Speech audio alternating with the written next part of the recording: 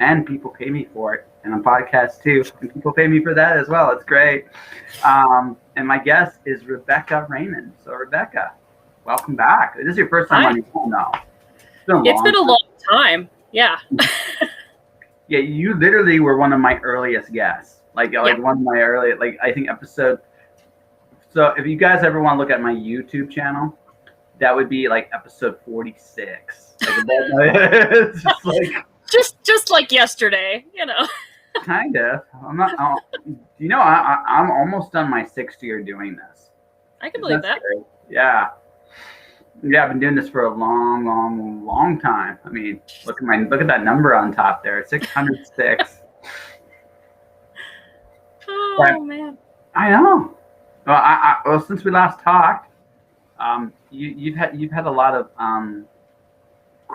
like every time I talk to you at One Word to Lie, I always felt like terrible because it's like, what's going on now? It's like, why? Well, because it was like, how you doing? I'm doing good. I have this. Every time we talk, When Words to Lie, it was like, I have this going on, this going on, this going on. I'm like, God damn. Like, you just, you know. I'm one of those people that is incapable of doing one thing. I have learned this, and I just now have accepted it, and chaos is my place. Chaos is everybody's place, so the people realize. Yeah, but, I don't know. It's my place. You just gave up trying to take control of the world. You're just like, I'm just going to roll with it. I'm just going to roll and just live with it. Yeah, no. And once you throw in like family and kids and no, I'm just done with trying to control anything. Just let it happen. As long as no one dies in the end in real life, we're good. So. I'm more like it will go as it should and just let it go as it should and not. Yeah. I'm not going to worry about much else because I learned this a very long time ago. There is very little in life we truly have control over. Yeah. And that's very true. Yeah, there's very little. And there are things we do have control over. And those things, though, are very fleeting. Like, we have control over this. Like, what am I going to eat today? Right? We have control of that. We can't control that sooner or later I'm going to have to take a shit today. Like, I mean, and this, I mean, that's just like there are things about us in life that just are, and you have to kind of accept those things. And I also feel it's very humbling to realize that when I wake up, there are some basic bodily functions that I usually call to my attention because that's a normal. It's a humbling reminder that I have again that no matter how great or big I get in this life, I'm still going to put on my pants one leg at a time. I'm still going to have to dance to the call of nature. Just one of those things, right? Well, and any day you wake up is a good day, I figure, so. No, always. Even on the bad days. Like, although this week for me has been an absurdly, good week. First time ever I've made, and I can say this now because I just got another gig. I've made more money this week as a freelancer than I ever had working for anybody else on a week in, week out basis. That's phenomenal. Time. Yeah. And that's just, like I said, I tried freelancing last year. By the time I figured it out, I had to go back to work. And then I got back into doing, I'm not cut out for day jobs anymore. I'm just not. I learned this very, very quickly that I don't care enough. Like that desire to impress my boss is just not there. No. Yeah. When that happens, I think I'm doomed. I just think of. It's one of those things. My husband actually just quit his job of 17 or 18 years. Same thing. He finally got to that point where he's like, it's just not for me anymore. So he's going it alone. He had started a business last year during COVID because he went completely crazy. So who really does that? And he's just, and he's going it alone. Like last month he did phenomenal. So sometimes you're just at that point where you don't want to work for someone else. And that's totally fair enough. It's a real thing. Like, I just think and the cool thing for me is it's all creative stuff. It's writing or podcasting or that's what it is. I'm going to be putting my hand into editing comic books because I like comic books and that's my thing. And I'll make an official like blog post / advertisement for it. Yeah. And for that tomorrow. But what it comes right down to is like I kind of set my missions like, you know what? I don't want to go back to the day job grind ever again. Yeah. And then I was going to do a day job this week, and something in my gut says, this is a bad idea. You shouldn't do this. And it's like, you got laid off for a week, and now they extended that layoff for another 2 weeks. So I look at it kind of like as a challenge now. Well, yeah. It might be a blessing in disguise because now I'm like, I can just take these next few weeks. I don't know if I'll have a week like this again next week. I mean, I can't say that for sure. Yeah. But if I'm consistently making money doing this, why would I go back? Well, and if you never try, then you're definitely never going to get to that point. So yeah, exactly. Really. I mean, it's kind of one of those things you just have to try. Yeah. So how about you? Where are you on your writing journey as far as that goes? So like, I mean, we all dream of taking that part-time thing, like part-time writing thing, and turning it into like a full-time glorious thing. So yeah. Okay. So I'm a all-around creative. I mean, I do artwork and I do writing and all sorts of different things. But I don't think I would ever do full-time. For me, I have tried the staying home thing, and I need to get out. I love being a hermit, and I have to say, when I can stay home for endless amounts of time, I love it. But at the same time, yeah, no, it's one of those things, and I can't. It exhausts me too much to do my creative work 24/7. Mm-hmm. I just can't do it. So I think in my journey, I'm in a happy place right now. I'm hoping to, I haven't published anything for a while. I have a couple coming out in the next couple months, which is really feeling good. Yeah. I don't know why I decided to edit 2 books within 2 months, and that's never again. Never again. But I'm doing the same thing later this year. Yeah, and it's funny. I mean, well, my editor, Tasia Morgan, JJ Reichenbach, and she's fantastic. And she even said to me, "Are you sure you want to do this?" And I said, "Oh yeah, like no problem." It was a lot. I live in chaos, and my brain at some point just short circuits, and reality just flits out the window. So it's gonna be good, but never again. Never again. Mine are, I think I'm a little more fortunate than you. I'm finishing my Alice. So Alice Zero got nominated for an award. I got to do a sequel to it. I had a sequel planned, but it was like, well, I guess now's the time. I just got the cover for it. I'm going to be showing people off that cover like next week because they totally crapped it. Kinsey Kill it. Like that was awesome. But so that's going to go to my editor September, October. And then I have like a novella, like a short novella size one for Christmas release that I'm also illustrating, which terrifies the shit out of me. But they're both very different books. Yeah. Right? They're very different books, and they're very different mediums and formats. So I can get away with editing a poetry book versus editing a novel are very different things.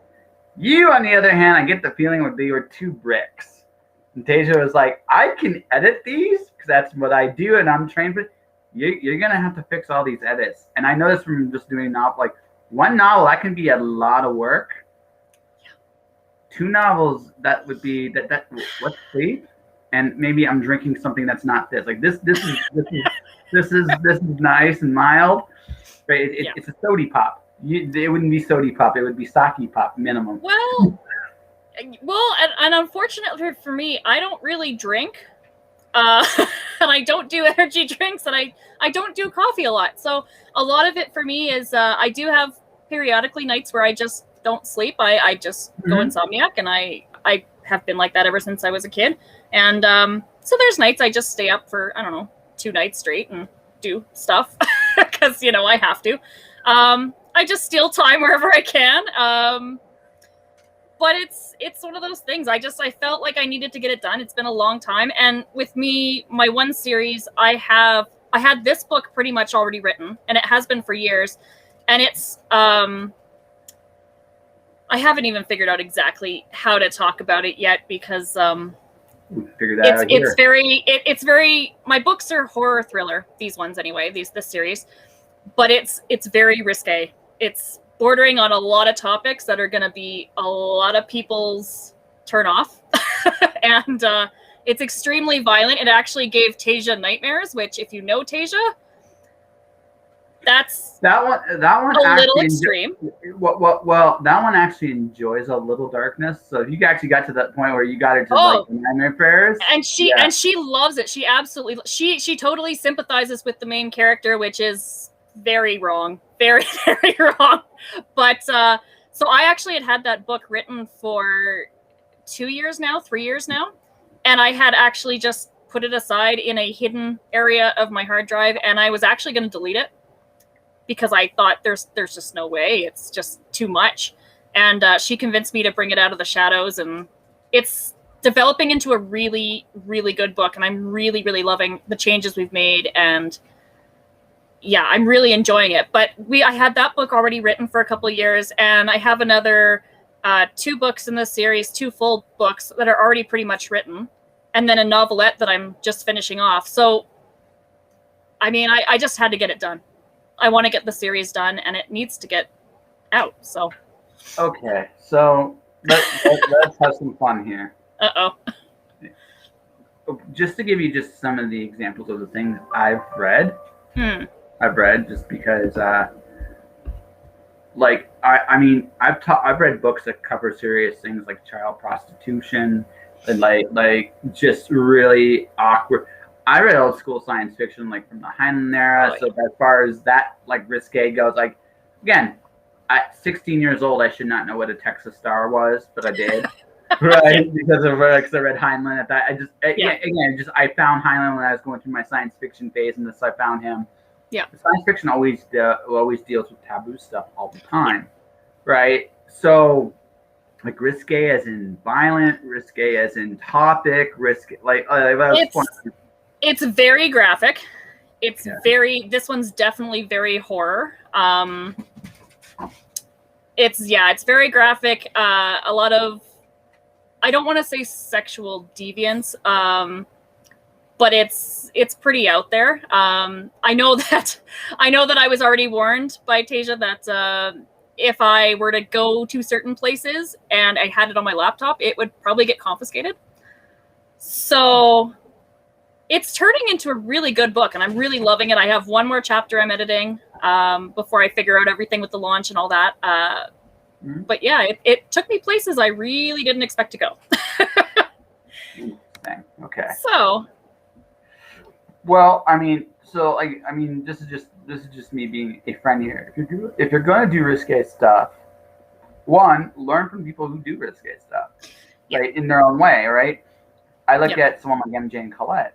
She's awesome, but she's not afraid to play with those lines a little bit in her writing. So and she embraces that risque side to it. If you know it's going to be an issue, there's 2 parts to this. One way, there's 2 ways you can go. You can say it's a one-time only deal, which maybe it is a one-time only deal, right? Or you can just embrace it. Now, the thing about embracing it is, once you go down this, you're going to create certain expectations for yourself, and you might be surprised. I interviewed a guy by the name of Jimmy Noble. He does comics with that deal with particularly fetishes. It hits a certain audience, and he's doing very well for himself. And he tells good stories too. All of which to say, though, he's a very particular niche, and there's nothing wrong with being in those niches as long as you're comfortable with them. Does that make sense? Yeah. Well, and I think my biggest concern with bringing that one out was I was worried it was going to be so far off the beaten track that it wasn't going to make sense in the series. Like, it wasn't going to follow the same scheme. But I'm at an advantage that almost every book is written from a different character's point of view. They're all very, very different. Their life experiences are very, very different. And because of that, I have the advantage that each one can be a slightly different subgenre. And it's been working really, really well. So as I said, it was, I'm glad that I approached it after the fact. I'm really glad I didn't delete it because that was a lot of words to delete. It's going to be phenomenal. And I got a new cover designer this time, and I am just absolutely in love with the cover. It's beautiful. She was phenomenal. So who'd you get? She's a lady out of the States. I can't pronounce her last name because I suck at pronunciations. Her name is Amy Quesnu, I believe it is. She's just phenomenal, and she really worked. I kind of said, well, here's what I have, and I had done a drawing of the model that I wanted to use as the cover from years ago, and he's badly bruised and broken and scars and all that stuff. And I showed her the picture, and I said, here's the image that I already bought. Can we use it, kind of thing? And then as she was doing it, she would send me back the cover, and I'd say, can we make them a little more damaged? Little more, like a little slice there and a little, and she did a great job. You laugh, but I'm like really, really controlling over my covers. It's horrible. See, I'm do I do this here and do I do this now? I'll show you Kenzie's cover for Alice 1. My concept is there, but I find like it goes. This is how I kind of see it, like with me. Yeah. I do draw a little bit now. I'm not going to pretend I'm good. I don't know if you've seen any of my drawings on or not, right? I've gotten better as the months have gone on. You're definitely learning. Yeah. But here's the thing. Kenzie's way better than me. Like it's not, and there's not even like an ego issue there. It's like she's great. Yeah. Enthusiastic. Like honestly, guys, great cover artist that does horror, young adult stuff exceptionally well. Kenzie's really good. I'm going to throw that out there as a plug for her. That all said, right? I'll give her the basic idea, and we'll talk about like we'll definitely go through some things. Like she had this we disagreed on one thing on the last cover, just one thing. Everything else is like, wow, this is amazing. I really feel bad I'm criticizing this at all because this is awesome. Because her idea initially was so my Alice plays with Young in Shadows in a very, very interesting way, but I wanted her to. She did a really wicked version of the Cheshire Cat from the first book inside there. I wanted that on the cover for the second book, and it works. It is a crazy ass. This is literally like the craziest cover I've ever seen. Probably it's the hardest thing I've ever asked her to draw easily. It's done and over with. Everything else is so much easier because that cover was just crazy. Yeah. And but it's over, it's done, and it's like, but she did most of that was her decisions, like the perspectives, the outlines, like the basic concept was mine, yeah. but it was her, like it was all her, and so it's like I'm just smart enough to go, okay, this is more what I'm going for. Gotcha, and it's like. This looks good. Like this looks really like yeah. And I did give some control over to her because I definitely believe like there's certain things in being creative and seeing something through from beginning to end that you just can't necessarily do yourself. Some people can, but like I'm not a cover designer. I did graphic design in college. I sucked at it. I will gladly bow out and pass that over. I don't even know how I passed that course, but so I mean there were certain things. Like I think the big thing I gave her was the picture of the model I wanted. I said he has to be damaged. There was certain scars that are really important throughout the story, so I said I'd really like this to be on there. And I said I have a certain color scheme for each one, and the color I want on this one is puce, and that's what I left her with. So okay. Like I said, I wanted I find like for me, just when you're talking about collaborations of any kind, I just recognize the fact that also their perspective is especially if they're better than you. This is the big thing. Yeah. Let them actually be creative in those moments because they work so well, and. That was why like I didn't want to mess with what Kenzie was doing because it's like it's good. Was it what I initially fully envisioned? No, it was better. So I don't, yeah. Well, and when you're doing a collaboration with a creative too, you never know where they're going to get inspiration from something, and it's going to turn out so much better than what you could have ever plotted. Like I said, I had to stop myself because I wanted to get more pictures out of her for the interiors because of just budget reasons. I keep getting work like this though. I might just say, hey, I'm gonna throw you extra money. You get more. Well, can we figure out what else you want to draw in the books? You did like, yeah. It's like, oh, that's okay because again, it adds something to it in my case. In your case, I'm not. Are you doing any illustrations on the interior at all? Not in this one. In the YA I'm working on, I'm going to do a little bit of illustrations, I think. I'm still working around with that, but yeah. And I'll probably just do them myself because I have that ability. I'm going to try. I'm kind of scared. I kept it really simple. I'm keeping it simple. I'm actually using Twitch as kind of like my template for all the images I'm doing because it's just like, I probably am going to fail miserably at drawing really good stuff. So let's see if I can actually draw. And because it's just where I'm at in terms of ability, right? So I gotta work with where I'm at. But no, it's like I like for me, I've been really enjoying in my like leisurely reading things. I love me some Japanese light novels. They do that beautiful balance of words and pictures. Yeah. And I'm a comic junkie. Like you should see my table right now. I got piles of comics to be read right now. But I love that because again, I just like the fact that when you create a story, you can create an experience with each and every story. And don't get me wrong, there is a novel next year. It's going to be who am I kidding? I'm going to probably figure out a way to Japanese night all the Who am I kidding? But the words are going to be strong enough that they can carry the story on their. There's somebody next year I'm really excited to be working with that I am. Well, we get to work with them before the year's out, but for sure next year, it's going to be good. I've been very fortunate with. I've been very blessed with the people I've had the chance to work with in this life, and then my batting average is like 95%, which I can live with. That's a good batting average. Most people don't get that lucky.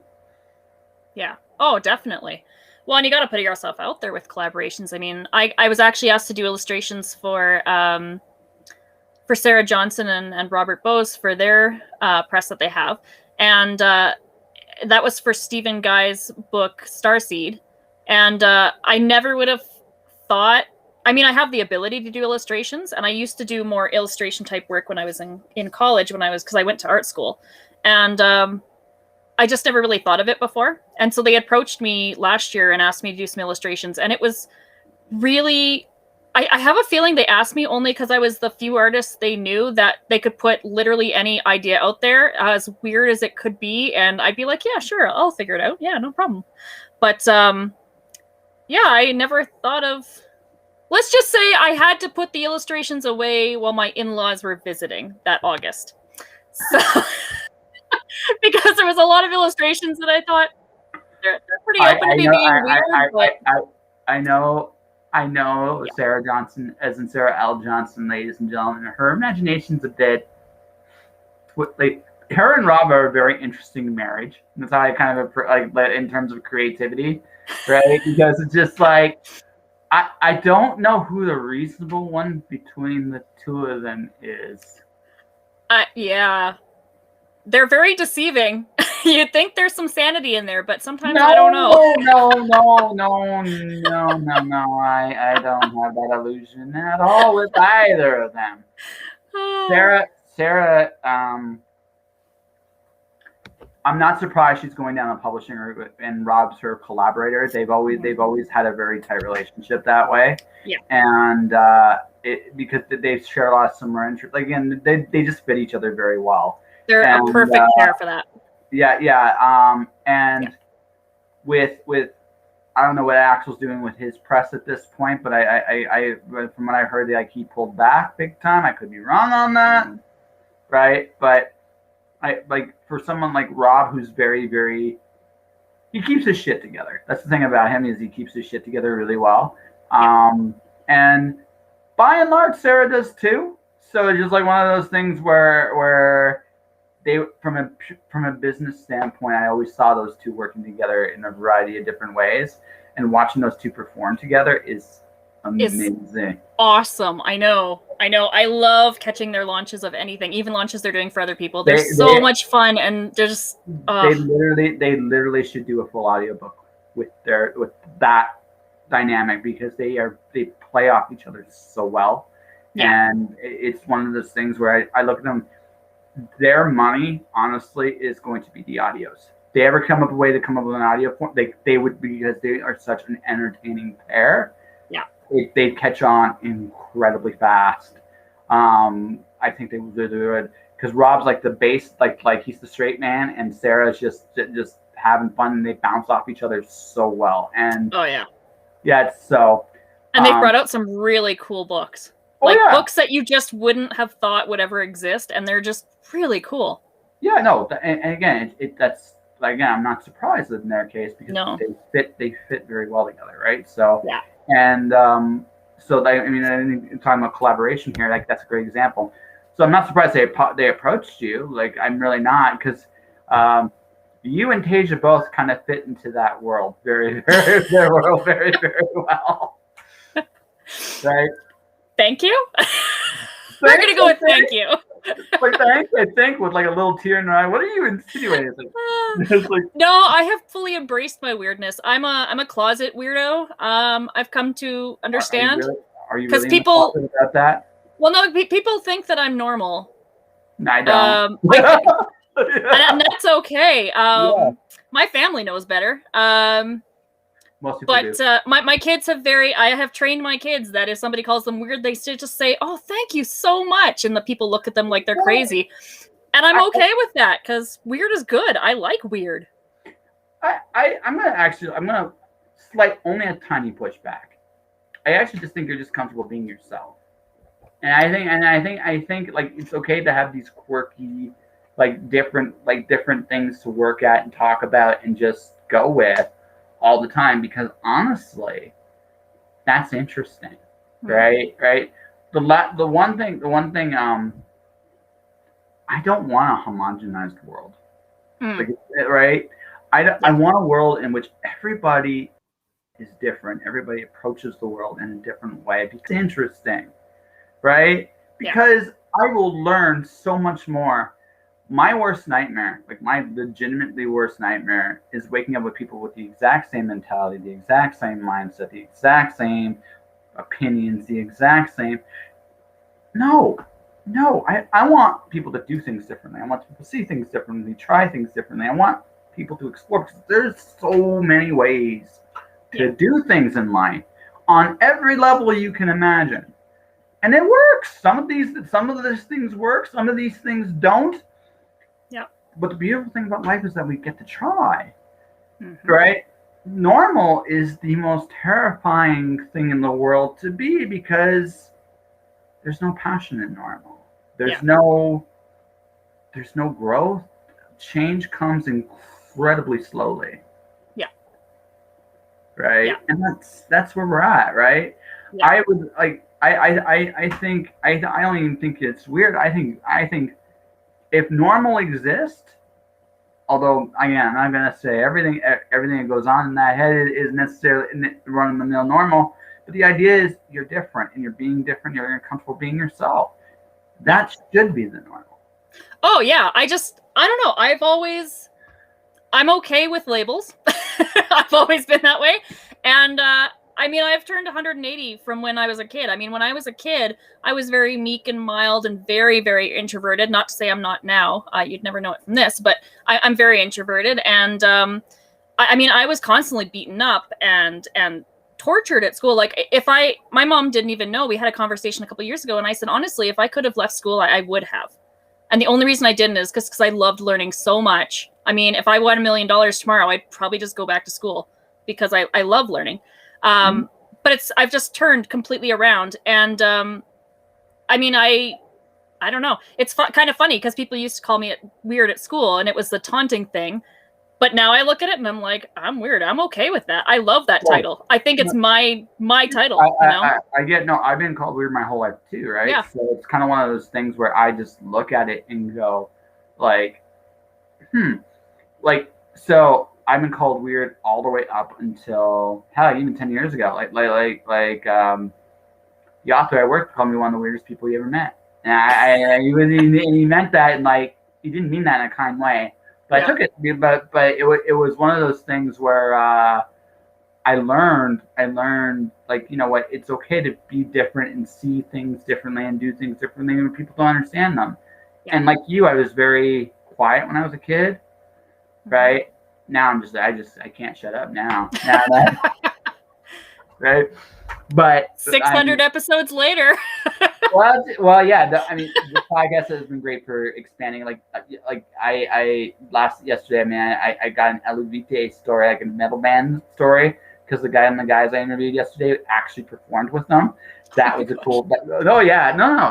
It's amazing doing and going on your own path, whatever that is. Yeah. It doesn't look like anybody else's, but the best thing about it is that's part of the magic of it, right? Because you get to go down this neat little thing.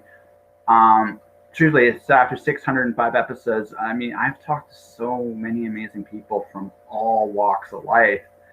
Never would have imagined I've done what I've done, and I wouldn't change a single thing, other than maybe, you know what, a little bit more money along the way would have been nice. But I mean, honestly, yeah, this has been a wild journey, and I can't wait to take it to the next level, which is I'm just going to start traveling soon because I just don't care, right? It's just like, I don't care. It's like, what about this? Like, don't care. What about this? Don't care.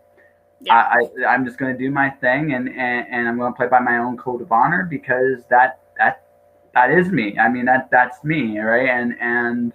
But also there's so much still to see, do, and discover. And the older I get, the more I realize there's so much more. Yeah. So. It's crazy. It's life, man. It's crazy. It is. No, it is. No, like, no matter what, it's always been this way, and it always will be this way, right? Governments will come and go, but life just going on is forever. It's always, and that's just the way it is, right? Yeah. So. Yeah, definitely. Yeah. So. You've done some illustration. Are you going to do more illustrations, like, for them? Would you? I would definitely do it again. I don't have anything planned right now. I have to be careful booking projects for things like that, because I mean, we've talked about this endlessly in the past. But I have neurological issues, so it's sometimes really hard. I have assistive aids I use, but it's sometimes really hard for me to do things like holding pencils and that sort of thing. So it can take me a long time to finish a project. I mean, there was one that I put out earlier this year, and I think I calculated it took me something like 6 months to do or something, and it was a labor of love, but it took me a long time. Yeah. So I don't know. I'm working on. I still do a lot of pieces based on other people's books. That's where I find my inspiration.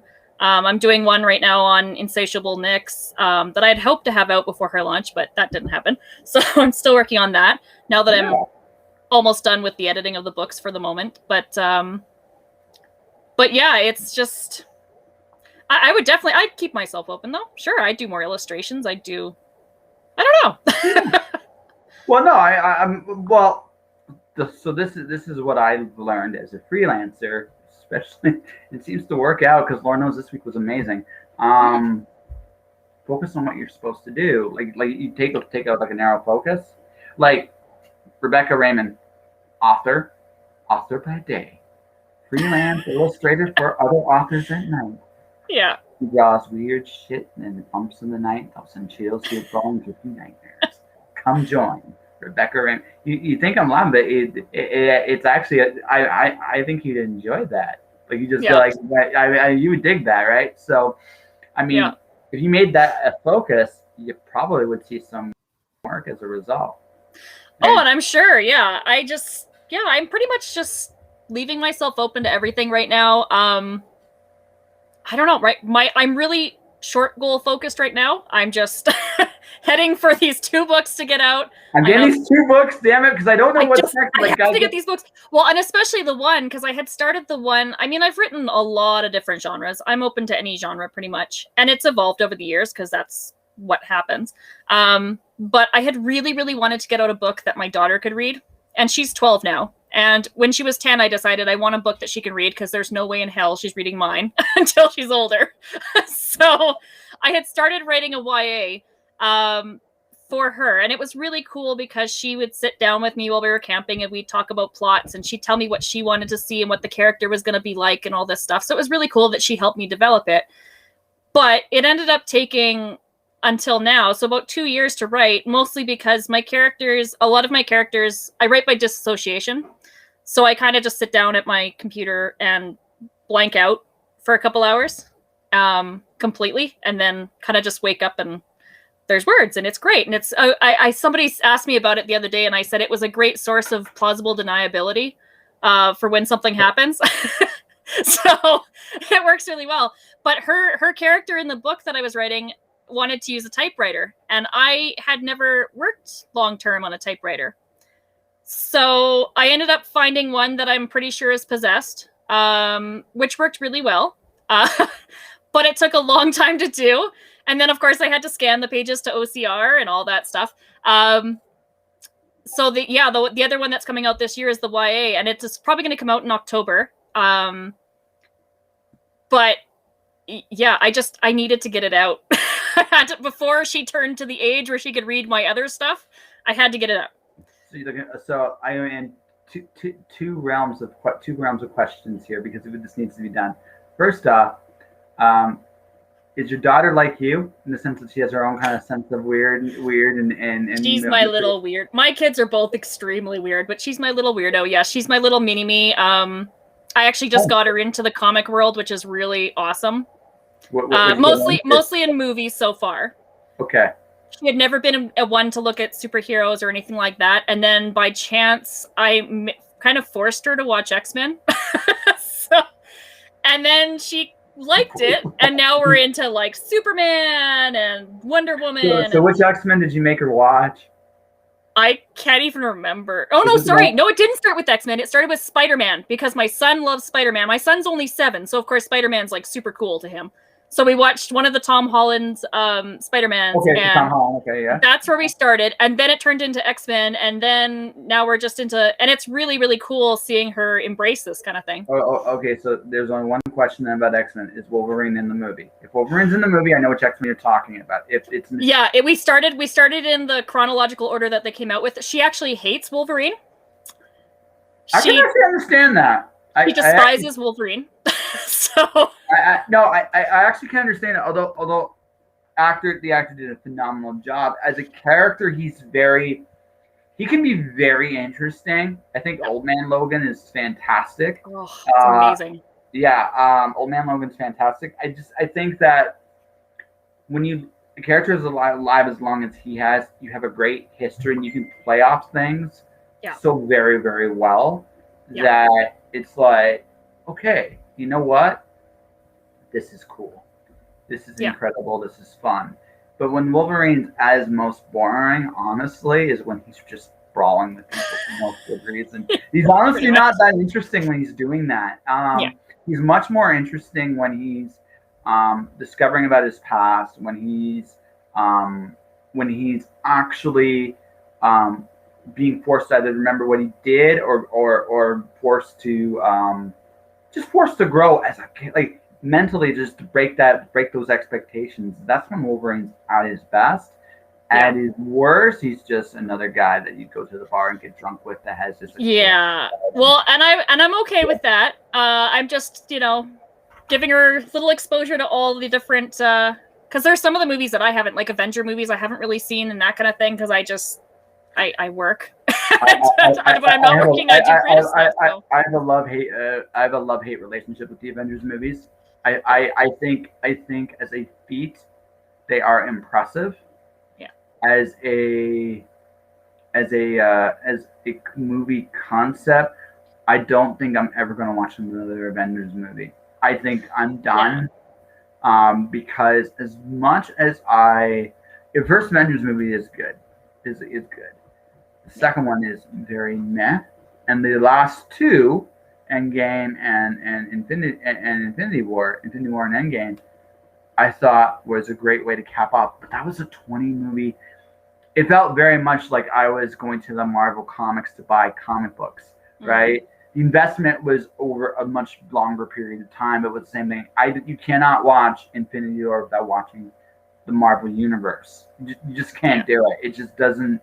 You don't get the connections and the relationships of the characters without those movies. You need Thor Ragnarok. You need to watch Guardians of the Galaxy. You need to watch Spider-Man. You need to watch Iron Man. You need to watch Winter Soldier. You need to watch like all these movies to really get what's going on here. And my problem is with the movies. I mean, I grew up in an Italian household. It was very Italian, and it was opera and stuff like that. And the kind of shows we watched, I mean, aside from like TGIF, if anybody even remembers that anymore, aging ourselves a little. Aside from those, though, a lot of the things we watched were the old claymation movies, like the old, like the really bad ones, but they're really good. Like the Wallace and Gromit stuff? No, like the old Sinbad movies that are like the monsters are like really quite horrible, but they're really entertaining, and you didn't really know any better. But things like that, and like the old, Bing Crosby movies and stuff like that, where CGI and stuff just didn't happen. So I get a little finicky with the superhero movies, because things like Wonder Woman, I loved Wonder Woman until the last battle scene, because the CGI just kind of took over. And there was a point, and I can't even remember where it is in the battle. There's one point where I just looked and I went, that's not even, like, it's completely CGI'd. I just can't. Yeah. So I love the first Wonder Woman movie. I haven't seen the second one yet. I haven't either. Yeah. I'm so behind on watching stuff. Do you know where I'm at? This is legitimately where I'm at. I'm at Fairy Tale like season 3, where they're about to go battle this like that's where I'm at in like shows. I don't watch much television. I just don't, because I don't have time. YouTube's my rabbit hole of choice. Yeah. So the only things I watch in modern, like that's actually modern, I watch AEW wrestling, because I like my male soap opera. I do like my male soap opera, and that's my male soap opera. And occasionally and when I'm writing, sometimes I will listen to sports debate shows. And then the rest of my time, I'm on Twitch, because I'm now part of the Twitch community, and I'm growing my brand there, because I like the community. I love the people here. It feels more like a community than anywhere else I've been on the interwebs. So I kind of want to build my presence and keep establishing myself here more and more and more. Just reminded me I have to go look at my Discord and to email some people back to have some dates for shows next month. But all of which to say that like it's all about, it's like with modern movies, I give myself kind of an allowance for like 3 a year. Yeah. Right. So they have to really, really grab me. I didn't watch anything last year because pandemic. I'm going to watch my Japanese animation, because that's where I'm at right now in life. Steins Gate, by the way, is amazing for anybody that hasn't watched it yet. It's a phenomenally good anime. I'm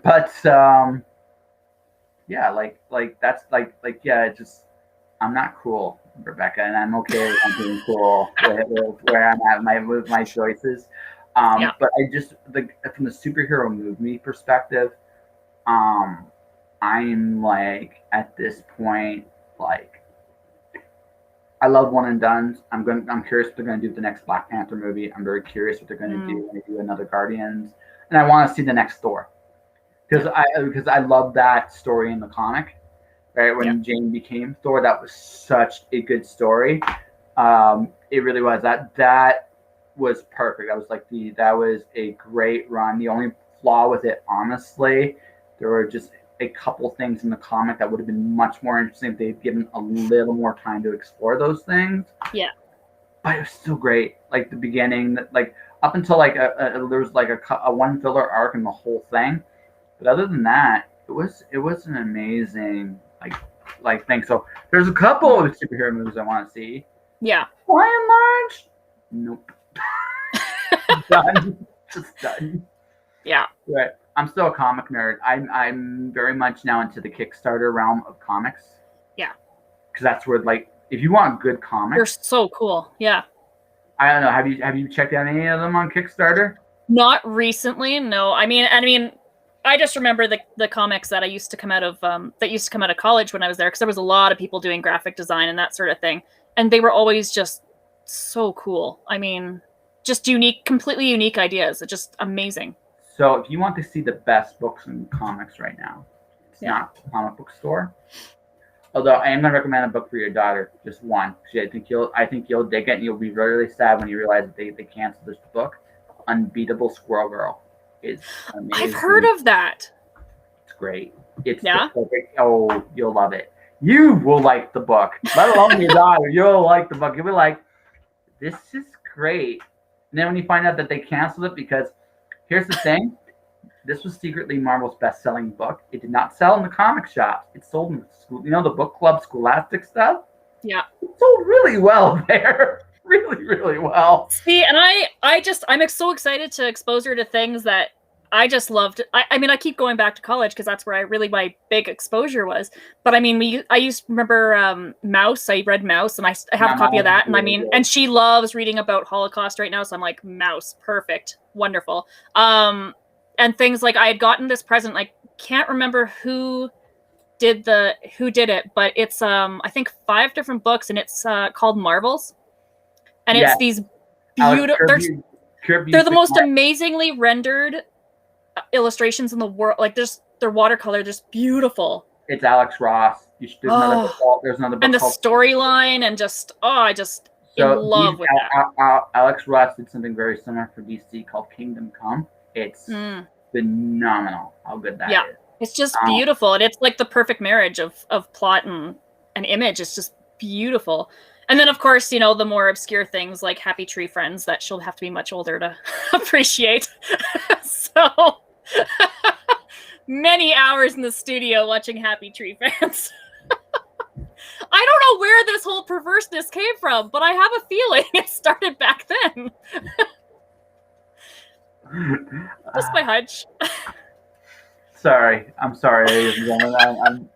I'm laughing my ass off, and I really do. It's like Rebekah Raymond, horror writer, illustrator of the underground.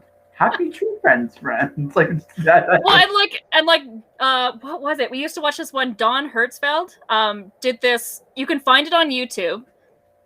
I'll have to find the proper spelling of his name because it's really weird. But he did this thing on YouTube, and he put it on YouTube after the fact, and it's called Rejected. And it's a series of drawings he did that were pitches for different companies that they used to have, like, the cartoons that would walk across the screen, that kind of thing. But they're really awful. And then as he gets rejected more and more, they get really, really awful, like in a really inappropriate jokes for products that are for babies, and like just I'll send you the link. It's fantastic. And I mean, just rotten in the best way.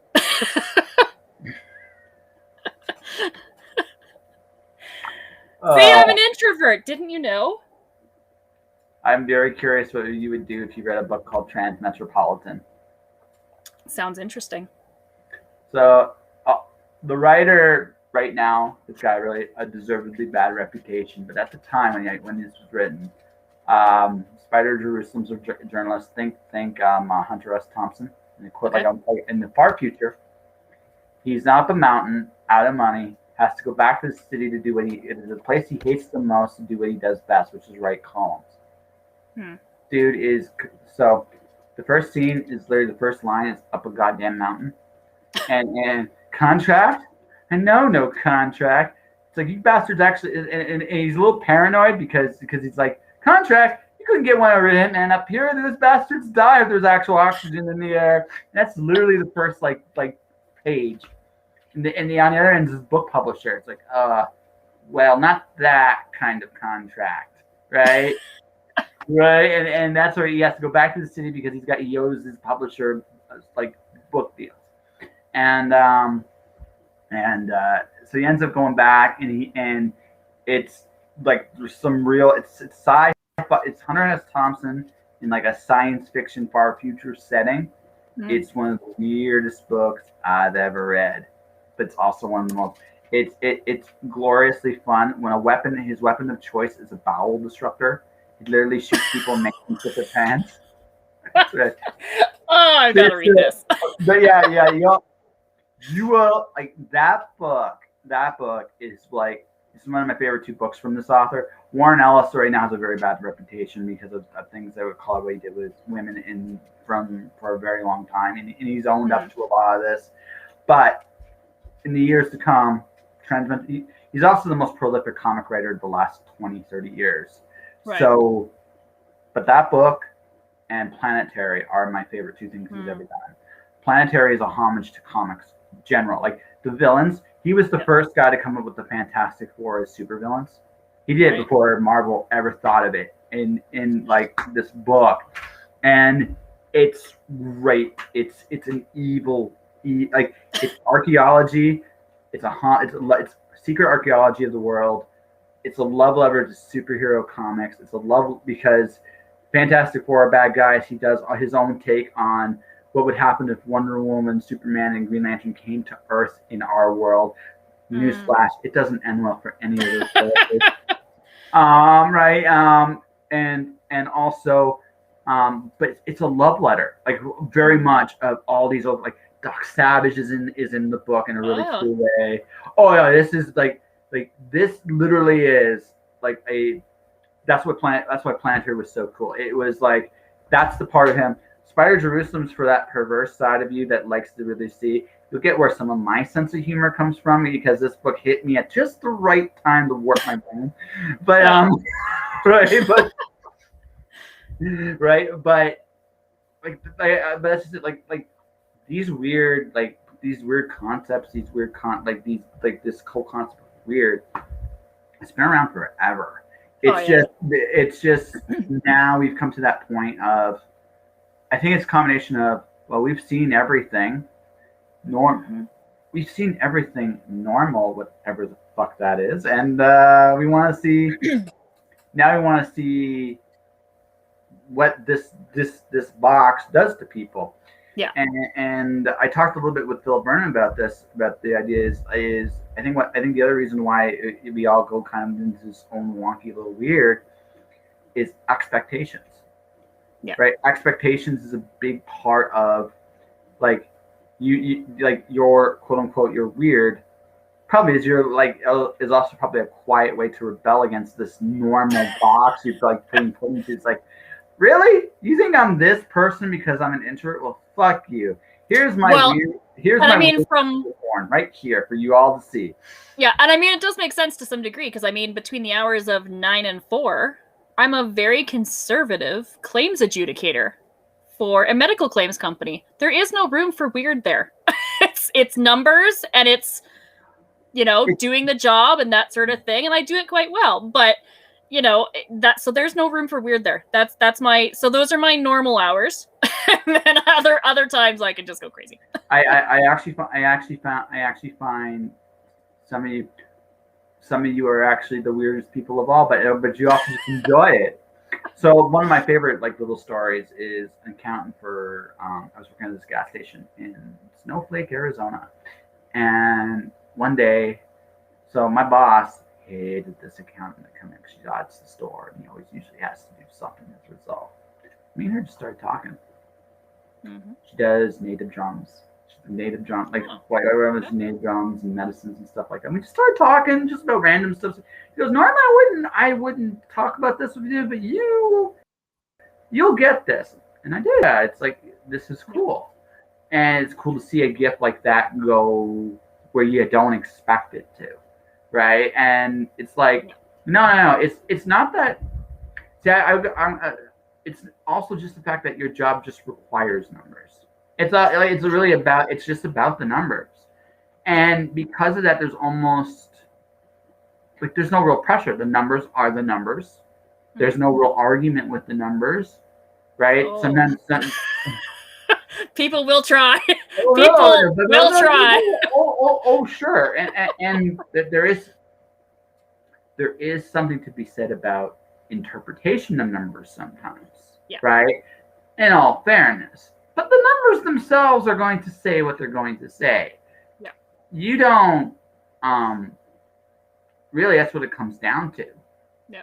Right? And that's literally it. I went and I've dealt with people like when I've owed money, it's like, well, you've done this. Well, this is what I've learned. It's like, yep, I have. What are you gonna do about it? Well, I don't have a job, so it's called blood from a stone. What would you like me to do? To which case the claim guy goes, well, there's not much. You want to threaten me? That's cool, but that's just going to delay me paying you. I don't care that much because I got nothing. Click, right? So, all right. I learned to say never duck responsibility. Own responsibility, because once you do that, you actually can get away with murder. It's an experience, right? But learn where to bury the bodies. You're fine. Yeah. Totally. But it's one of those things where, like I said, you don't have to carry your work home. Really, it's the numbers. Yeah. It is what it is, and you're allowed just like you're. Although you have to be professional at all times, there's really no rule to say you can't be who you are either. Yeah. Right? True. Right? You just gotta be professional about it. Like maybe you shouldn't be like showing someone your YouTube viewing history while you're dealing with the claims call, because that might. Yeah. Although I think in some cases, if you did that, they would just pay right then and there. It's like, I don't want to deal with it. I don't know what happened here. I can't unsee this. If I give you the money, well, I never. Thank God. Here you go. I got the door done, right? But in all seriousness, right? It's like if I were to I get the appeal of a job like that too, because again, it's not something you carry home either. It's done. It's over with. I go home. I get to do my thing. I get to be me, and I still get to be me there. It's just the expectations are just don't be a professional. Not normal. We don't care about that. Just be professional. Yeah, exactly. Yeah, but anyway, let's see here. So, yeah, that's right. That's right. Work loves me for who I am, or something like that, right? But that all said, how to put this? Get out. No. That's how you say Get it. out. No. Nah, we got to do that yet. No, what I was actually more thinking along lines is, because we were talking about this at the very beginning, the fact that does your job balance you? I think it is a good balance for me. And I've been talking about when you were talking about, would you quit your job kind of thing.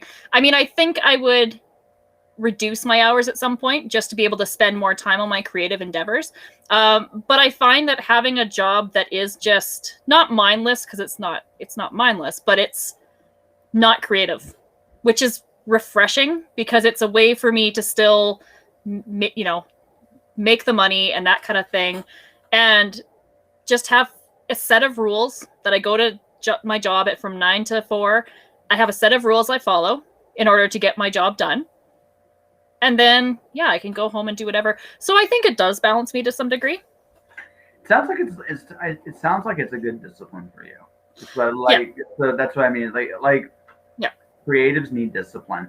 Yeah. That's the reality. I mean, I'd like to deny it, but I too have I need sometimes someone to go to me, Josh, you need to do this.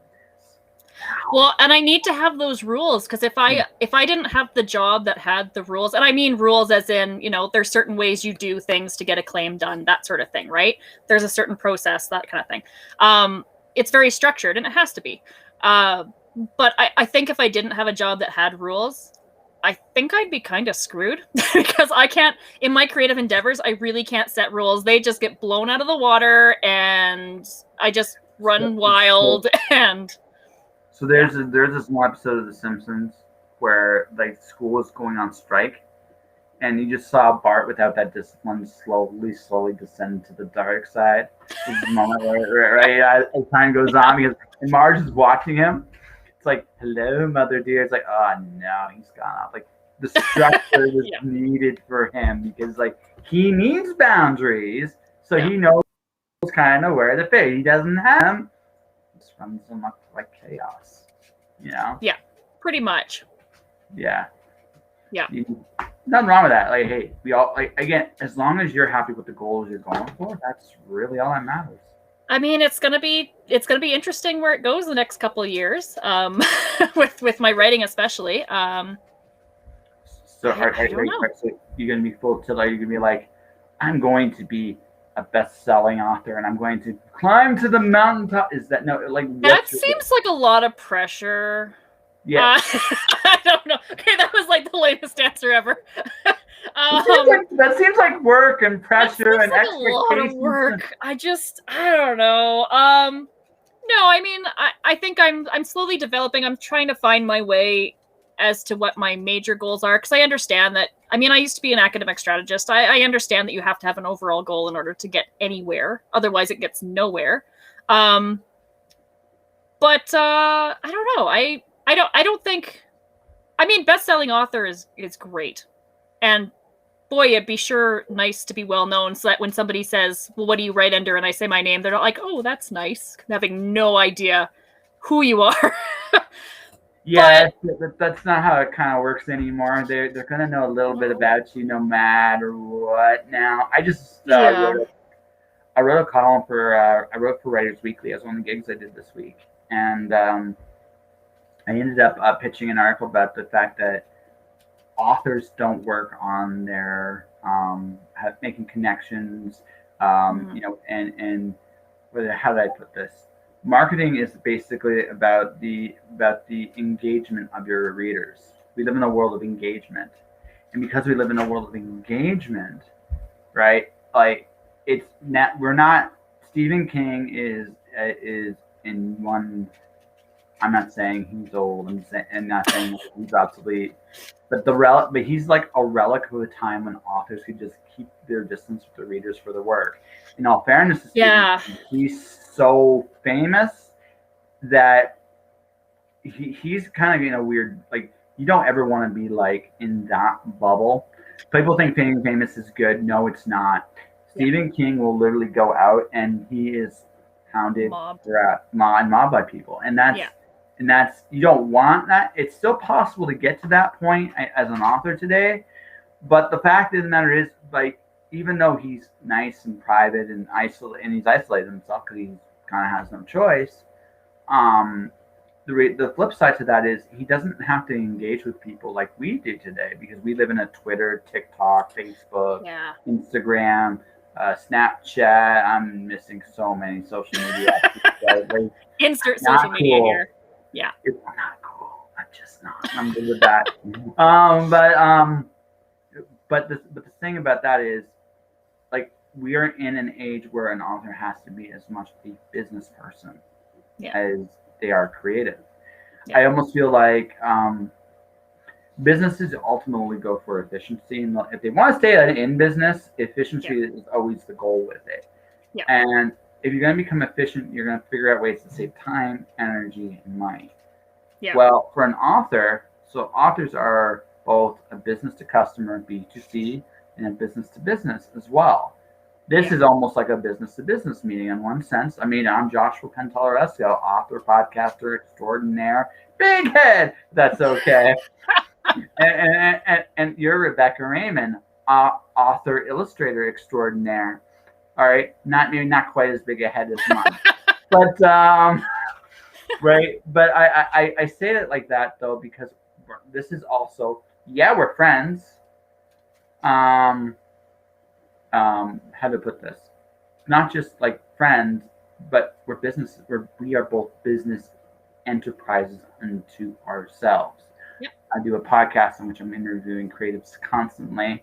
Slowly getting my numbers up on the Twitch. Thank you, everybody, by the way, who is watching right now. I'm slowly getting to that affiliate point of the situation, and you are going to get your name out there to as many different people, so people here know you exist. Yep. And that's a realistic challenge, like you face. So if you do get to that point where you're uber famous, how about this? I wish you great success. I don't wish you that much fame. I am okay with that. That's what I say that to everybody, not just, and even myself. That's actually my worst fear. Being famous is actually kind of like a terrifying thing for me because I like being able to go into a public restroom and being able to take a dump. You may not think that's a big thing. It kind of is, right? Shitting in peace is actually a very okay thing once in a while, right? So it's a luxury. It is a luxury in this life. I enjoy that luxury and I want to keep it. If I become too famous, I will lose that luxury, right? That's just how it works. Like it's and so, but we are going to be known. You're going to have to go out there. You're going to have to say hi. You're going to say, "Hey, I'm Rebekah. I am awesome." You're not necessarily like that, but you have to carry yourself with a certain degree of swagger, right? Yeah, definitely. Yeah. So she's gonna be like, yes. So what? So you're gonna have like a power walk like Conor McGregor does. I'm gonna get a swagger. Yeah. I'm gonna swag my way and do it. No. Yeah. No, but that's it. Like I think good book is ultimately still the big thing. Yeah. But even I said the secondary thing is authors need to practice this kind of stuff because this is what's gonna set. Because even if everybody was good at this. We all have different personalities. The fact that you like, what did you say that show was again? Because I've lost track. It's like Tree Friends. Happy Tree Friends. Yeah. You'll have a conversation at a convention or online about Happy Tree Friends, and also you have this group of people. Oh my god, I love that. So many people are gonna hate us after this. Hey, Jay. Yes, one person likes it. There we go. Jag, this is Rebekah Raymond. Rebekah, this is Jag. Rebekah's quite awesome. She really, really is. Well, she was on my podcast almost 5 years ago. Oh my gosh! Yeah, I guess it would be that long ago. Yeah. It is what it is. So as you see, like this is the cool thing about Twitch, right? You get this cool little chat and you get to interact with people. Yeah. Yes. Yeah, it's right. So like but that's just it. Like you'll find those interests, and suddenly you make connections, friends, and then you're like, and by the way, I have these amazing books because they are amazing. And I go into like welcome back, as she says. Both Jag and Doris have been on the show, by the way. As well. Oh, okay. Yeah. Jag and I had the fortune of being interrupted by a comedian, which was amazing, and Doris is just like really cool. So I mean, I've made her as a fan, and that's cool and great. Well, you seem to attract the cool people. Sometimes, but I'm not cool. I don't get it. Well, opposites attract. Oh, there you go. I'll send you a cool video later. No.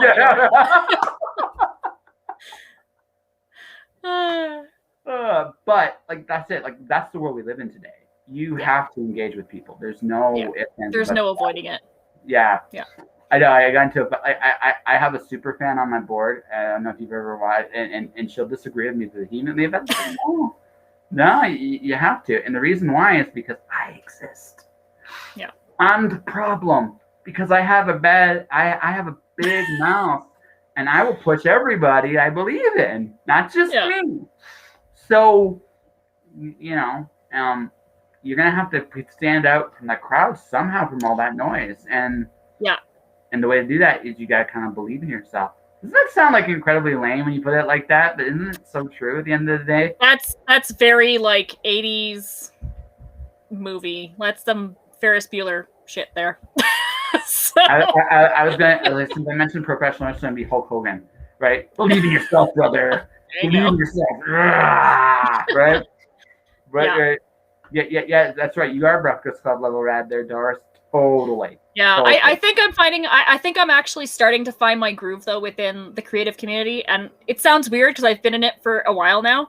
It's but not. I feel like I'm finally getting it, and I mean, just little things make me feel like I'm getting it for the fact that, things like, going to not right now, but normally we would go to open mic at Owl's Nest. And I don't know, I read really weird things. I always challenge myself to make something new every time.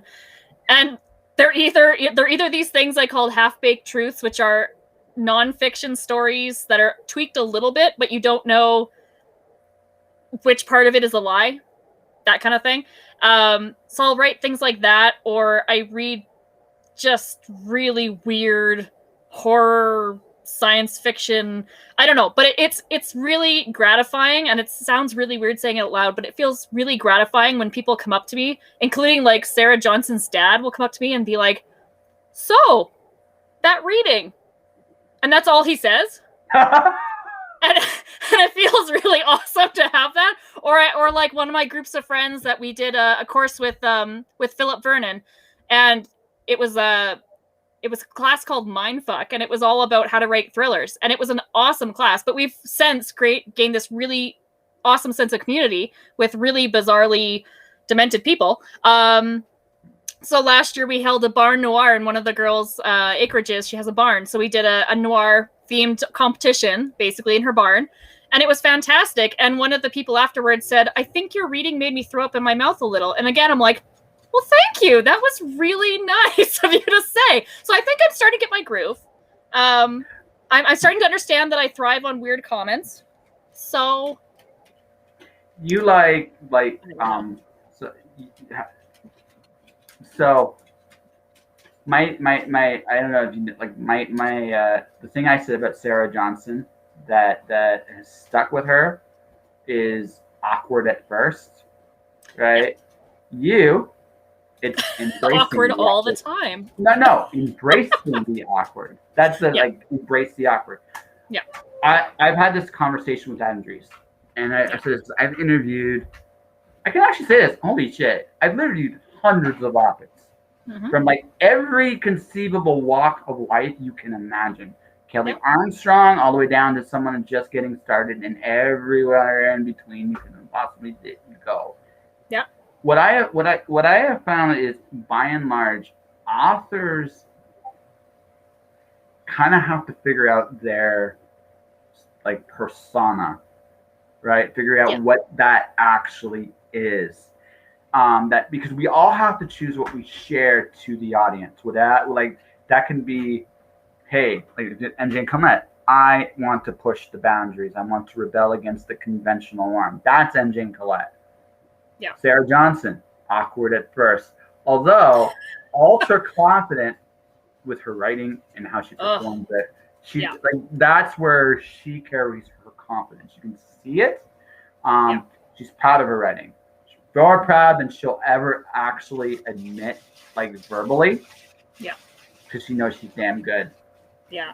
Yeah. Right. You were there when I interviewed like Philip Vernon, right? Yeah.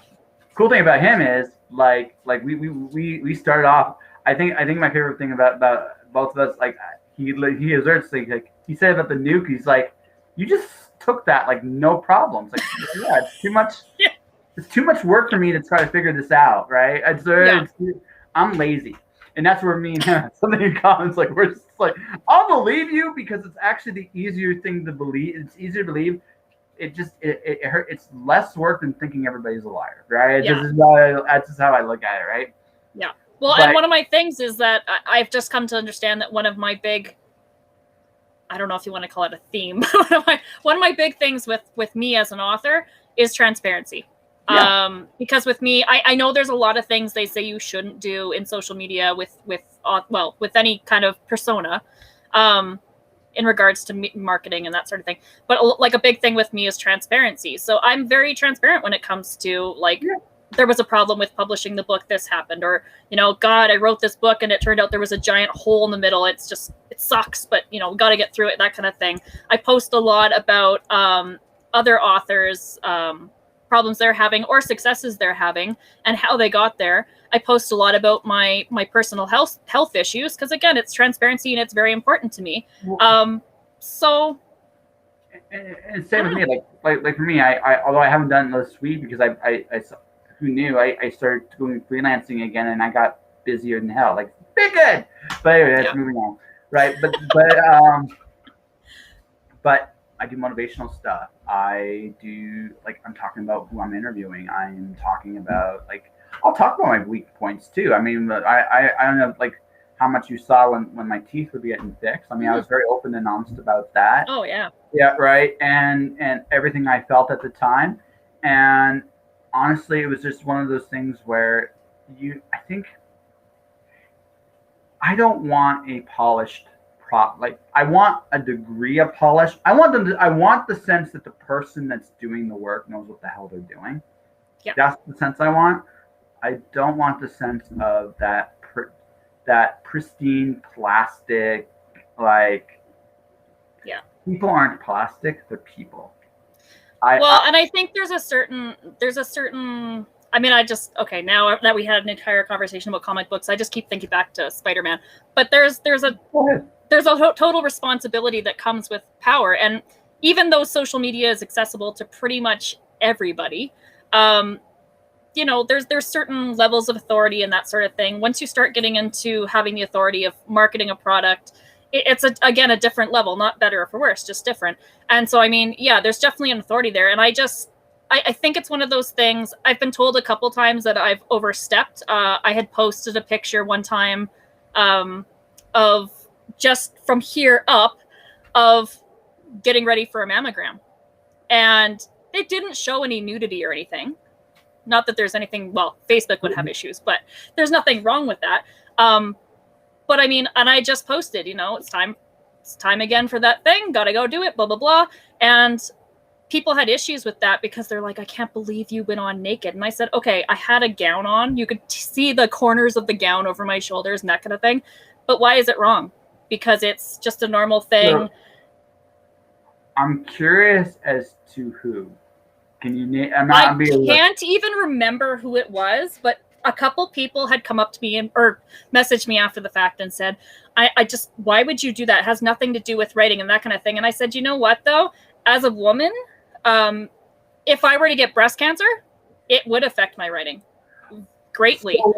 That kind of thing. And it's I'm of like three minds. So again, going back to something I just said earlier, you and I are both people who are also a brand. That we know of. Listen, I don't. You could be. You could call yourself a magical unicorn, like we talked about earlier. I don't care. I'll go with it. Right? I might look at you a little sideways, but you know what? You don't know where my pod landed, Josh. Yeah, Come on. I don't, and you know what? To be perfectly honest, I don't even care. Right?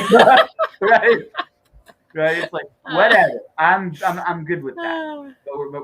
But we're people, but we're also brands. And again, had this conversation with Adam, but I'll have this conversation here. It's like we all got to make decisions of what we choose to share. And I do think there is a line that you shouldn't share everything. You will almost never see me talk about a relationship on my thing. I might mention it here and there, like peripherally, but it's never going to be at the forefront. Not because I'm ashamed or anything. There's some things in my life I like private, right? Right. And that's just it. And that's just the way it is, right? Whereas, right. But I won't talk. I have no problem talking about my vulnerabilities. I have no problem talking about motivation. I have no problem because people connect to authenticity, right? That's just it. That's what it comes down to at the end of the day. You've decided that in your quote unquote brand is you want transparency, you want authenticity. That's who you are. So you're going to share all that stuff, and some people go, you shouldn't share. It's like, I don't really care. The beautiful thing is there's 8 billion people on the planet. Yeah. Right? Whether you decide you're going to kickstart a book, release it through indie channels like Amazon, or go get a traditional publisher. Now, every one of them has their own rules. But the thing is, indie and crowdfunding are all about the relationships you build. Oh, completely. Right. And the thing is, you're gonna want people that are kind of okay with you, like showing them.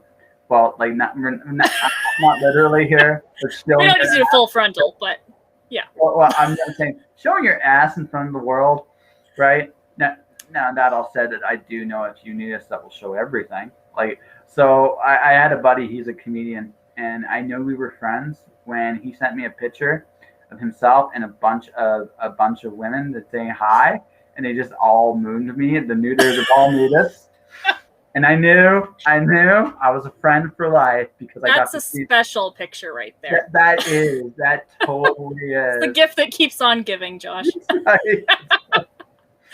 This is why, like I said, like I'm not really worried about whatever we talk about here, because literally to shock me after everything I've seen on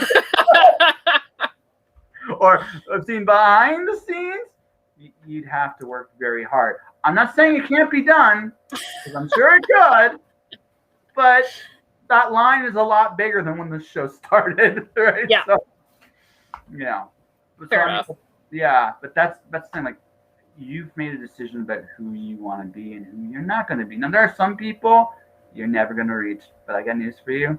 They were never going to buy your book. Probably likely not going to buy your book. Yeah. You're going to be vulnerable, happy Rebekah Raymond. Yeah. Well, maybe not always happy. But maybe not.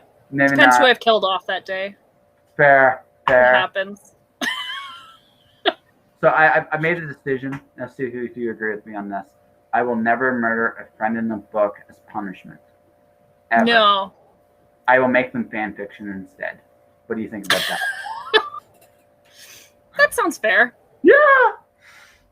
That's a good line. Yeah. I just figured like I saw that like there's a prank on Babylon 5, and I saw that that's actually better, because when I put out, does anyone want to die in my book? People go, oh, pick me, and I'm like, what? Why not? Exactly. Oh no, it's all good. I mean, I have no problem with it, but it's just like it's the eagerness that surprises me. It's not. Yeah. Do you want to die? Yes, pick me. Ooh. And they're like, it's almost like you can imagine them dancing, jump up, hi, me, and they're like, okay. Meeny, meeny, miny, mo. Yeah. That's right. We gotta do that. It's like, my mother told me to pick this one. Okay, I don't like you that much. You can die. Come here. Back when I was a kid, we used to always rig that eeny, miny, mo. We figured out how to rig that game every time. So it's like, he's like, stand right here, because you can't rig it here. Everybody else, you can do your rigged. Yeah. Right? Yeah, but childhood traumas and stuff like that. So, that all said, you got 2 books. So I'm going to ask this before we wrap up, because I get the feeling like we've had a wonderful chat, but I do have the feeling that that maybe we at some point on this bad boy. Before we wrap up, I did want to ask this. You had to get these 2 books out. Yeah. What's next afterwards? If you're at that point where you're at the finish line, you got to have some idea where you're going next. Yeah. So I have a lot. I always have a lot of projects because of the way I write. I have a lot of projects going all the time, and I think it's mostly because depending on my mood, I'll work on different genres and that sort of thing. So I have the horror thriller coming out at the end, sometime in August. I'm thinking it's going to be closer to the end of August. The YA is coming out in October. And then I'm just going to go full bore. I'd really like to get the rest of this series out, so I'm going to refine the next 2 books that are novels and the novelette. I'm working on a paranormal, satanic, I don't know exactly what it is yet. I have a grimdark that I'm about halfway through. You're laughing at me. I don't know what it is yet. It has Satan in it. I don't know. It's something. It's something. That's all we know. But yeah, I'm writing a grimdark that is going to be very interesting, to say the least. I now see what you and Tasia have in common. It's a little different. But I now can I'm sorry, this is what you had in my head. So it's just like, hey, listen, I'm going to write something and it's got Satan in it. Got there's a little bit of excitement in there, a little gleaning. I'm thinking, and now it's like, Tasia's your perfect editor, because she's gonna have the same gleam in her eyes when she is, ooh, darkness. Where are we going now? Yeah, right? Yeah. She's really excited about the grimdark that I'm writing for obvious reasons. So yeah, I'm writing that. I have some more personal stuff. It was really creepy. My mom, she had always wanted to be written into a book. So I told her, well, I'm going to write a story, a semi nonfiction twisted story. It'll be really quite sweet and all about you finding your sister, because we know that she had a twin sister. It's on her birth certificate, but we don't know if she died or what, but we have no details about it. And her records were sealed, so we couldn't get any details. So I said, well, I'm going to write your twin sister into a book and write it as a happy ending. That way you get to find your twin sister in some way. The creepy thing was that I actually, for Christmas, had bought her one of those Ancestry kits to find out her lineage, that kind of thing. And she loves Ancestry. And she actually, threw that must be about a month ago now, actually had a little ding come up on her Ancestry result for her DNA test. And it actually had connected her with a half-sister that she never knew she had. So now they're having a lot of fun finding similarities and differences between them now that they've been talking for a while. And they keep messaging me these little things that they keep saying, oh, well, it's more, more ideas for your book that you can write in. So apparently I'm writing that book. I don't know when that's going to happen or come out, but yeah, I'm working on that. Still working on my artwork. At some point, I'm going to run a Ryan Reynolds campaign because I want him to bombard him with images of that one drawing that I did of him and Deadpool, and just basically annoy the shit out of him until he acknowledges it. So, which will work really well with him. So, you might even get fan art. I love fan. You might even get a Deadpool appearance, but he does. I would love that. I I have so many plans for that guy. I'm gonna have hashtags. I've already got people recruited to it's gonna be so much fun. Yeah. Oh man, you do realize this is live, right? So I mean, they ain't incriminating evidence. Like this is going to be this show, right? There's no ifs, ands, or buts about that. It's like this show. Yeah. But at least something new for me. This show was evidence of a particular of Ryan Reynolds' harassment, ladies and gentlemen. Yeah. You know what? The best possible case is there's a restraining order, because that's when you know you've done it right for a celebrity. So we'll see how that goes. It's in the works. Oh God! It's all a matter of progress. So, in perspective, apparently, it's like, yes, I got a restraining order. Yeah, it's like, yeah, I think that's the first time I ever on this episode ever understood restraining order is a life goal, and I haven't said life goal. It's just like, wow. It's like, I'm trying to go my whole life without one of those required. Right? I mean, because Well, yeah. I mean, perspective. I mean, it'd be different if I lived in LA around the corner from him or something like that. It might be a little more difficult for me to live life, but I mean, I'm in Airdrie, Alberta, so really, I mean, I'm good. If it makes you feel better, he still occasionally lives in Vancouver too. Like, you're not that far away from it. No, but far enough away that I don't think a restraining order is going to be a problem. No, I don't see it as a problem. So. No, and even if you live in LA, in all fairness, it still wouldn't be a problem. LA is a giant ass. True. Kind of city. I mean, I've been there. It's not my favorite city. Actually, it's actually one of my least favorite cities I've ever been in. It's completely all about the highways that link it up, and it's not really it's really what LA really is like a conglomeration of a bunch of smaller cities linked together by this road. And I imagine this road, honestly, is more like a chain that links us all together. It's not even so much a bridge, but like a chain. And so it's like you have to drive in that city, which sucks. Wow. We've driven through it before. It's awful. Yeah. I love me San Diego. And the rest of California is cool. Like, the rest of California is awesome. Yeah. But yeah, LA. Well, I'll keep you updated when I do my campaign. And I want to know. I mean, I know how I will advertise it. Hey, Ryan, Rebekah's going for either complete and total adulation and love or a restraining order. We're taking a little bet on this, right? But just watch the reaction there, because I think that's amazing. Well, and I love when people put when people are on Twitter and tag him and stuff like that, and Instagram and all that, I mean, he comes up with some great comments. So I thought, let's just, why not? Yeah, and I think it's in all seriousness, as long as it's in good fun, I think he'll play. Right. Most celebrities have a sense of humor.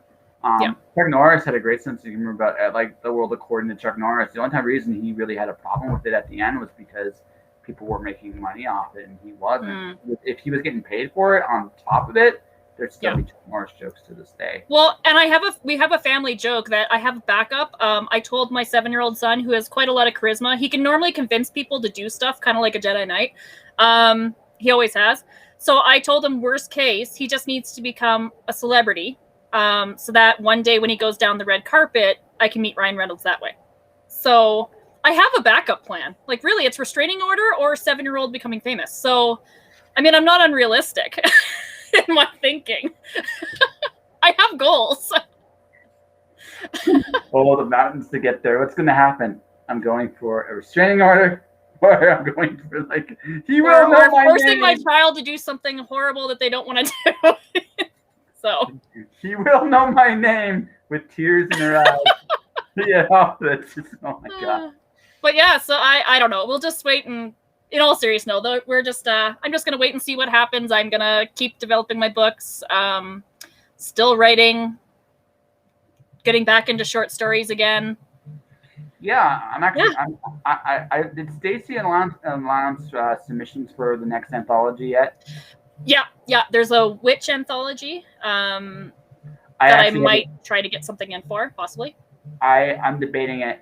I have a very interesting hurdle, but I think I can write a story good enough to actually get in. So I have an interesting. I know I have a take on witches nobody else is going to use. So it's going to be.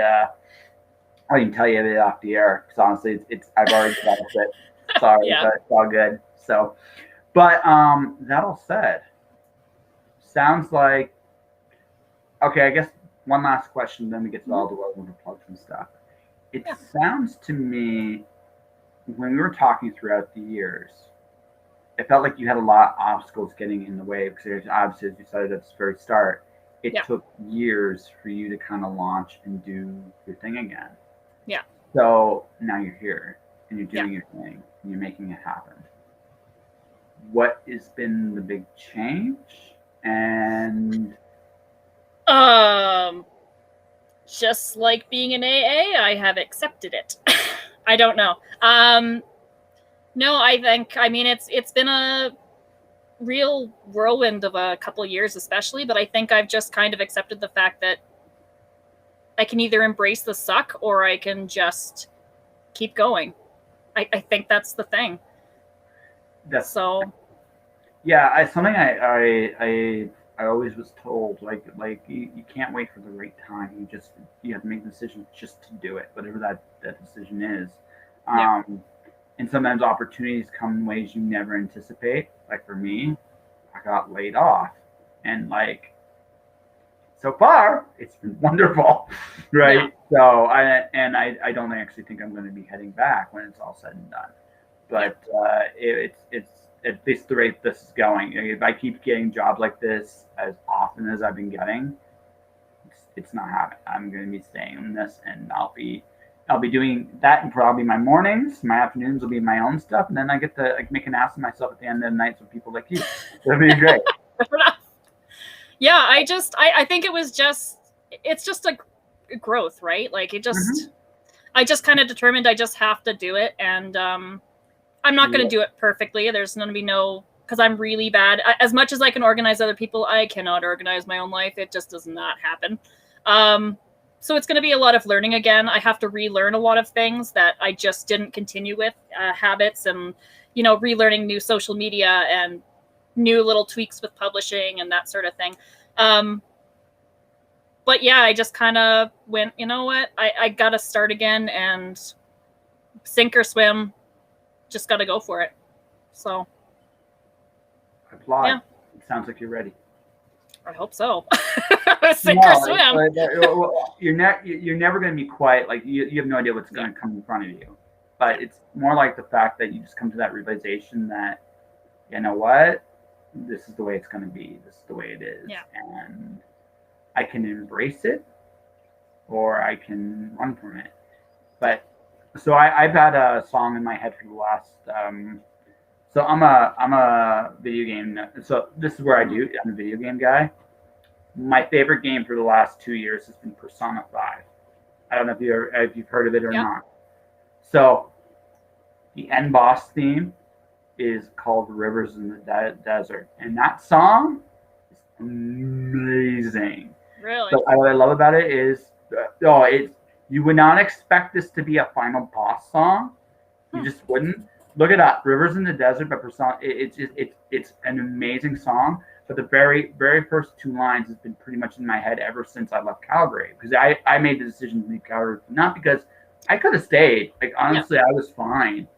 But it's more along the lines of the fact that I wanted to grow. Now, where I'm at right now is not exactly where I want to be.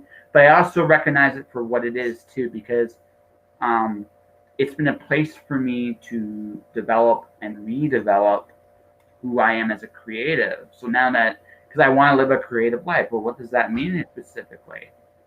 This is what I want to do, and I want to take it but I had to figure out all the pieces in the puzzle to do it, and that's why I had to leave.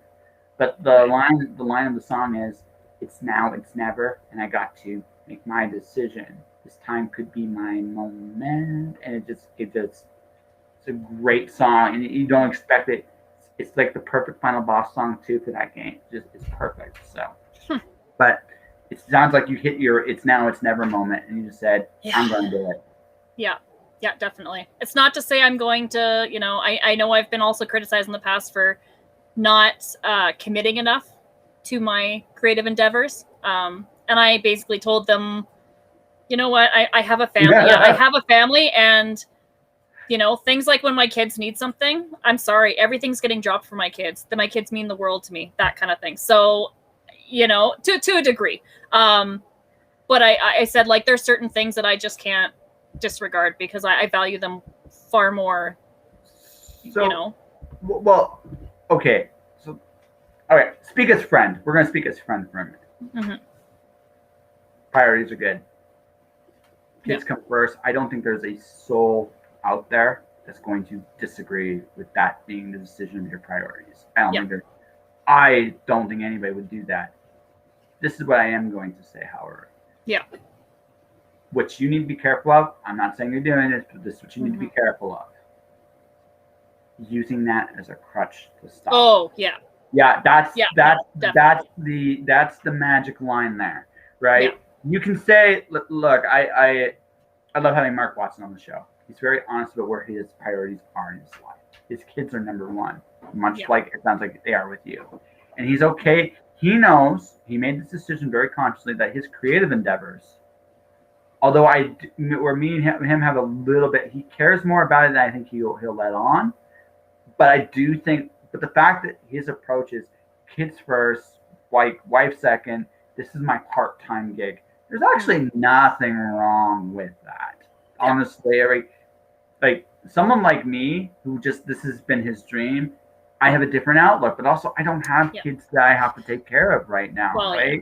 Right? Now, I really make it like this and I have kids, I'll be able to do this and like that, like, you're totally. But let's be honest, right? That's the hardest place to get to when you have those responsibilities. It just is, right? And you making that decision, it might take you longer to get to where you want to go. Yeah. Doesn't mean you won't get there. It just means that. No, definitely. Yeah, it just means that you're gonna be like, you know what? I accept there might be detours in this journey, and I'm good with that, right? I'll go. It's just about going the flow and being ready to do it. Yeah. Well, and you know what? Okay, this is going to be really morbid to some degree, but I was also told, I got way back, and this is when I'd first tried to do it full bore and then realized, I have a toddler at home at the time and that kind of thing. It's just not completely conducive. But like one of the big arguments was that I was spending a lot of time with my parents, like every weekend with my parents, that kind of thing, helping out with their store and this and that. And I kept getting told, well, just step back and that kind of thing. But I didn't realize until, like, my dad passed away last February. Well, 2 Februarys ago, I guess now. I didn't realize until he passed away how much I valued that extra time that I got to spend with them. Mm-hmm. And I mean, I look back now, and I mean, the testament of that, how valuable that was and how important that was, and that kind of thing, was the fact that so many of my author friends showed up to the funeral. And they not only just showed up, they showed up with flasks in case I needed alcohol. So, I mean, right there, that said to me, I obviously did something right, that they saw enough testament my own character and in the value of my family time and that sort of thing. It was really, really nice. So, I mean, I just kind of went, you know what? Screw them. You know, I have my own priorities. Like you said, it'll take me longer, but I'm okay with that. Yeah, it does. Like, that's just it, right? Just keep going and keep doing your thing, and Yeah. like I'm in Windsor, Ontario right now. I'm gonna be honest with you.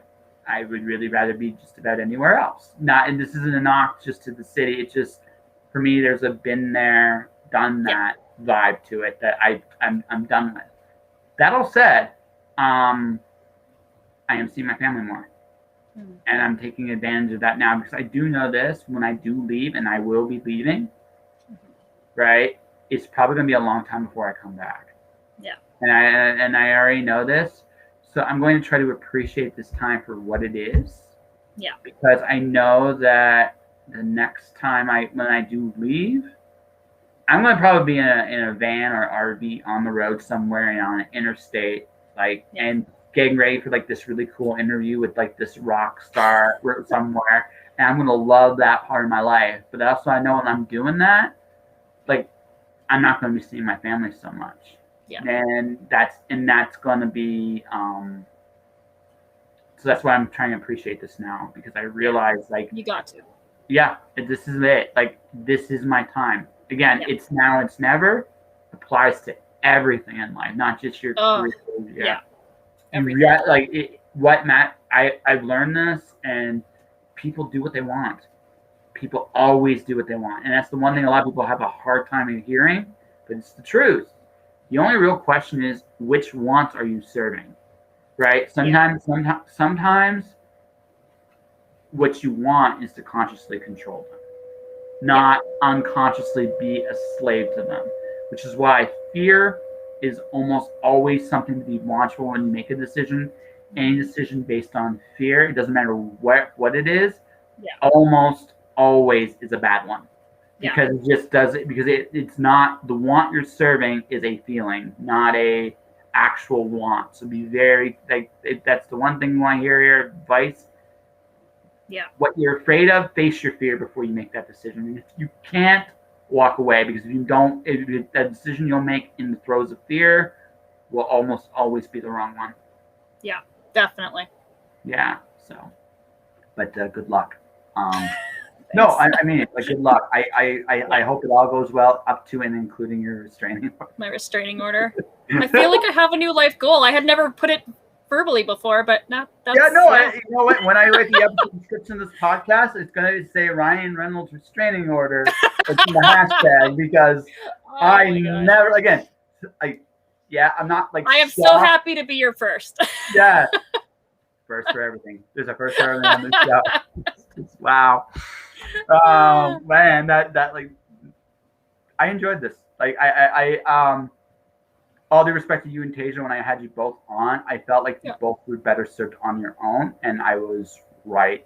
Tasia, I still want to do a deeper conversation with sometime, because there is a lot to her, but I also understand there's a part of her, it's like, I like being left alone, and I get that part of her too. Yeah. So it's like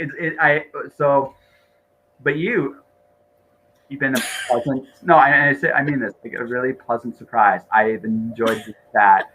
Never, like, some things we talked about. It's like, well, okay, well, I've gone to some new areas I never thought I'd go to before. You have some new life goals with your interviews now. That's right. Gotten 2 restraining orders, right, and possibly pods. But that. In all fairness, you wouldn't be the first one. You wouldn't be the first on my list on that one. So, but I digress. So which one's coming out first? So Life's Legacy is the one coming up first. That's the horror thriller. Mm-hmm. And that'll be in August. Yep. And then the YA is called Page Bender, and that'll be in October. All right. So let's do this all big, bad, and proper here and wrap this bad boy up. Rebekah Raymond, I appreciate you coming on my show and having fun with me for nearly 2 hours. I hope it was fun. But let's get to the plugs. You mentioned the 2 books. Just quickly, quick plot stuff, and how can people find you? So yeah, horror thriller for the one, Life's Legacy. It's part of the Life series. There's currently 3 books out in that series, and this is just rounding the edge nicely until we start the run to the end here. Basically, dystopian military thriller. People can't die, gore, fun. That's basically it. You can find me online. Easiest way is through Facebook, through author Rebekah Raymond. I also have an Instagram and a badly neglected Twitter, because I've never quite gotten the hang of it. My daughter is teaching me Instagram, so it's going. I get the feeling TikTok is where you thrive. I keep threatening TikTok, which is mortifying the almost teen in my house. No, actually, you do very well. Actually, I've heard TikTok is the thing. So I'm just gonna say this: on your quest for the Ryan Reynolds restraining order, TikTok is where you will hit the biggest pager. I already know this deep down in my soul. That already tells me. And here's the thing: you can link TikTok to your Instagram, so you can actually get right. Yeah. And as for Rebekah's a teenager, son or daughter? The teenager is a daughter. So Rebekah's daughter, I'm so sorry if you're listening to this. I'm so sorry. I am an enabler to your mother. But in all fairness, you're gonna have friends that enable you to do stuff your mother isn't gonna like either at some point. So it's all fair. This is her premature strike on that one. So that's okay. Yeah. But before we wrap up, do you have a webpage? We do. RebekahRaymond.com. All right. So let me put that up there so people can find you. There we go. That's the page. That's the page. Did I get it? Yep. Woo! I almost know what I'm doing. Don't tell anybody. Ladies and gentlemen, this is Rebekah Raymond. She's my friend. I miss her dearly. This is why, because the thing I miss most about Calgary is almost every single person in that community has their own quirks to it. And I missed almost all of them because of just for that alone. But for those of you watching, well, thank you, Jack, for listening. I hope this entertained you. Like I said, I never thought a restraining order would come up on my podcast, but who knew, right? By something as sweet as me too. I mean, what? By someone as sweet as me too. I mean, come on. Right, Angel. Right? Right. Yeah. Ignore the horns, Angel. So, anyways, this is Rebekah. She rocks. Definitely check out her webpage. Play with her on Instagram. All right. And if the TikTok thing happens, Rebekah Raymond will join me. For those of you watching, listening, hit the subscribe button to my Twitch. Right. I am, like I said, my follower numbers that keep growing. I'm almost at 100 followers. I'm actually slowly climbing up there. I'm almost at affiliate. More people are watching now, which I think is great. Thank you all for watching and listening. To the rest of you, Alice Zero is nominated for the Elgin Award. Alice 1 comes out November 1st, followed by Lights Out December 25th. That's right. I'm doing a dystopian at Christmas. It's just the perfect time for a dystopian, I think. But anyways, I digress. It's another conversation for another day. Rebekah, thank you for coming. Everybody else, thanks for having me. Yeah. And everybody else, thank you for watching. Thank you for listening. Stay inspired. Keep shining dark. Tomorrow, I'm drawing with Michael Seeley. It's going to be a pirate night. I'm going to be drawing pirates, right? Maybe, and I know exactly what I'm drawing too, but you have to come in tomorrow to watch. All right, guys. Take care of yourselves.